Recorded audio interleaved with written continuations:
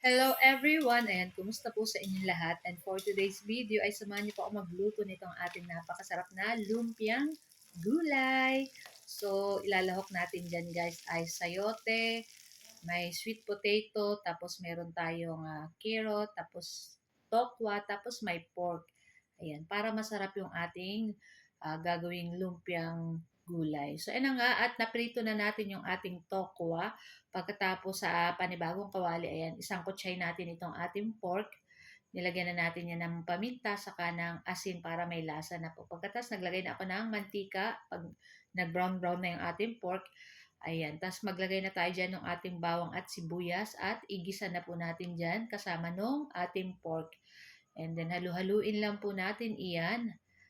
Tapos hintayin natin lumabas yung aromatic or bango ng ating sibuyas at bawang. Pagkatapos ilagay na natin yung ating sweet potato, yung ating sayote, saka yung ating carrot. Pig-slice ko lang yan na medyo pahaba-haba na medyo katamtaman lang yung laki ng pagkahiwa ng ating mga gulay. So, after nyan, syempre, sangkapan uli natin. Maglagay ulit tayo ng pamintang durog, konting toyo, tapos magamit tayo ng 1/2 cube, tapos naglagay ako ng mga 1 teaspoon sugar, ayan. Kung ayaw nyo lagyan, pwede naman po. Pero para sa akin, mas masarap po. Tapos naglagay na rin ako ng konting liquid seasonings para sa ating pampalasa. And then, halu-haluin na po natin uli iyan. Ayan. Naku, napakasarap nito. Talagang na-miss ko to yung ganitong lumpiang gulay. Ayan. Tapos, naglagay lang ko guys ng konting tubig para maluto-luto pa yung ating kamote dyan, saka yung ating mga carrot. At pagkatapos, ayan guys, may konting sabaw na yan.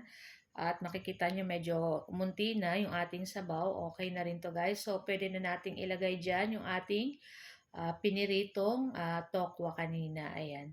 So, kayo po ba guys, ano po ang inyong dinner? Ayan, medyo na late kami talaga ngayon ang aming pagluto. Gawa ng, uh, dahil nga kami ay madaling araw na nakauwi, kaya natanghali rin kami ng gising. Ayan. So, after nyan ay magpainit na tayo ng ating kawali at maglagay na tayo ng mantika at painitin na natin.